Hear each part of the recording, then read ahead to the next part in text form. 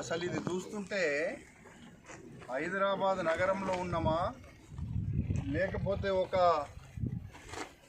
ఆదిలాబాద్ అడవులలో ఉన్నామా అన్నట్టుగా కానొస్తుంది.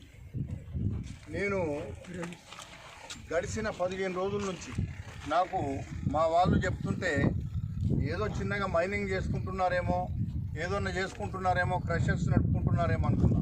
ఇదొక మైనింగ్ మాఫియా నడుస్తుంది ఇక్కడ. 1000 లారీల మైనింగ్ ఇక్కడ తీసి దాదాపు 5-6 సంవత్సరాల నుంచి ఇక్కడ ఇంత ఘనము 40 ఫీట్ల లోతు పర్మిషన్ లేకుండా ఇక్కడ మైనింగ్ చేస్తున్నారంటే అసలు ఎవడు ఉన్నాడు దీంట్లో? దీని వెనుక ఎవడున్నాడు? మైనింగ్ మాఫియా ఎవడు? దీనికి సంబంధించినటువంటి వ్యక్తులను బయట పెట్టాల్సినటువంటి అవసరం అధికారులకు ఉందంటే అధికారులు భయపడిపోతున్నారు. అధికారులే దగ్గరుండి కూడిపించిందని కొంతమంది చెప్తున్నారు నాకు.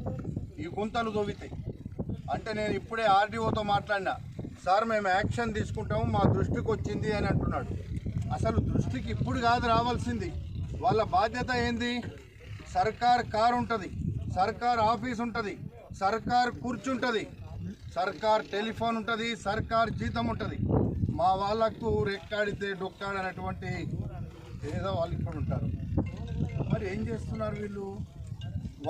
వాళ్ళ బాధ్యత కాదా? ఇక్కడంతా బ్లాస్టింగ్ చేస్తుంటే మైనింగ్ అంతా పొగలొచ్చి ఇక్కడ అస్తవ్యస్తమైనటువంటి పొల్యూషన్ వస్తుంది.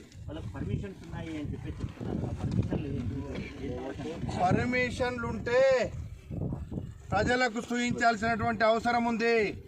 నీకేం పర్మిషన్ ఇచ్చినారు?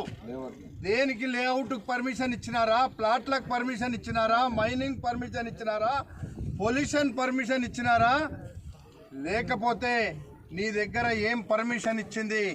రెవెన్యూ ఇచ్చిందా? మైనింగ్ డిపార్ట్మెంట్ ఇచ్చిందా? పోలీస్ డిపార్ట్మెంట్ ఇచ్చిందా?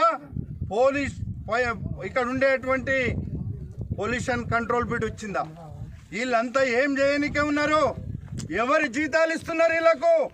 ప్రజలను కాపాడాల్సినటువంటి ఈ ప్రభుత్వం ప్రజల ప్రాణాలతో చెలగాటమాడుతుంటే వీళ్ళు ఏం చేస్తున్నారు? ఏం చేయడానికి ఉన్నారు?